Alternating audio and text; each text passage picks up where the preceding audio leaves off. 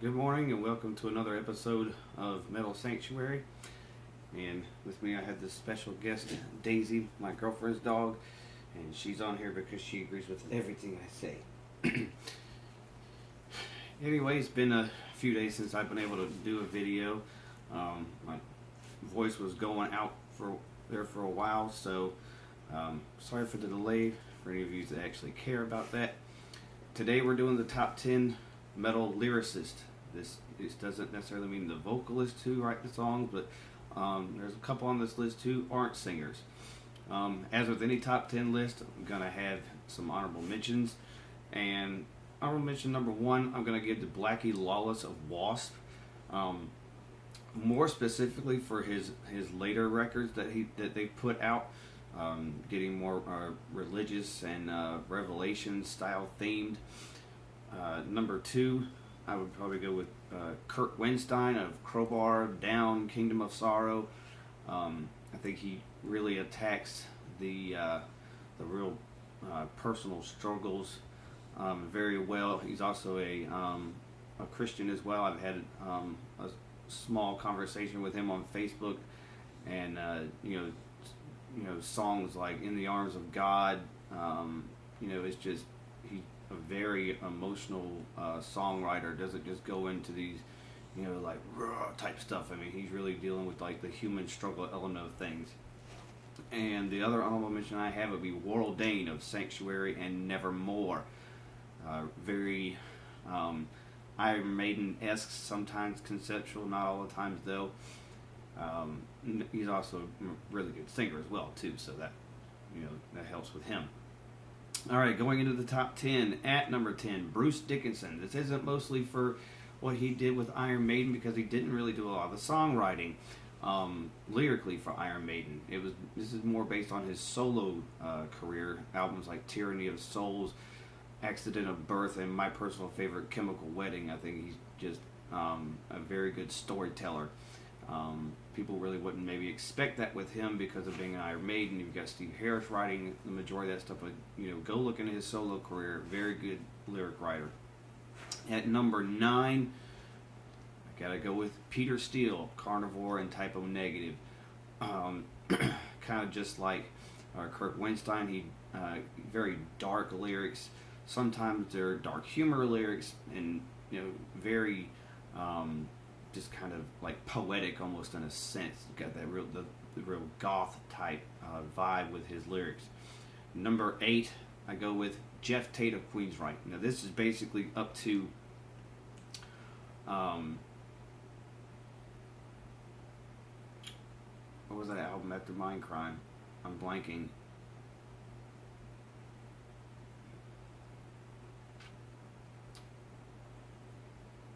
I can't remember the album right after Mindcrime. It's escaping my memory for some reason. But also the American Soldier album, which was a conceptual type thematical album about our troops and what they go through in times of war, especially overseas. Number 7, I go with John Shaver of Iced Earth / Sons of Liberty. If you're familiar with Iced Earth, he does a lot, it's concept albums, whether it be Dark Saga, Something Wicked This Way Comes, Glorious Burden, Horror Show. Did the majority of the lyric writing there. Did, I think, all the lyric writing for his Sons of Liberty, which is more political based. He's a very, he's a history and a war buff, but also very keeps up with the current political climate and what we go through as a country. At number 6, Chuck Schuldiner of Death. Now, this is a little bit of a departure in this top 10, because for the most part these are songwriters with some kind of like epic type theme to what they write, and having a death metal lyricist in this is kind of strange. But with Chuck, like I said before in the death metal episode, he was very progressive, not just in the music that he wrote, but also in the lyrics that he wrote. Really, after Scream Bloody Gore, it was, that whole death theme for his music was pretty much out of the way, and he went through all kind of topics talking about abortions and children born with drugs in their system and things like that. So that's why I have him in this list. I don't think you can have any kind of top anything lyric writer without having Chuck in there. At number 5, Dave Mustaine. I mean, it's pretty simple. I think he kind of falls from the Steve Harris tree of songwriting when it comes to lyrics. You know, can be very political at times. Doesn't have to be. Can be very fantasy like. Songs like The Conjuring can write a song about Alcatraz and people actually can like the song Devil's Island, which is actually my favorite Megadeth song. Dave gets a lot of credit for his guitar work over the years, but to me, I think the most impressive thing for me is his lyric writing. At number 4, these top 4 are kind of, you could probably flip them if you want. At number 4, I've got Geezer Butler from Black Sabbath. I mean, he's written the quintessential, essential metal songs that bring up the entire subgenre. I mean, Black Sabbath and War Pigs and just everything else that follows into it. I mean, he's just a great songwriter, and to me, just never gets enough credit. I know he does get credit, but he just doesn't get enough credit, in my opinion. At number 3, Steve Harris, Iron Maiden.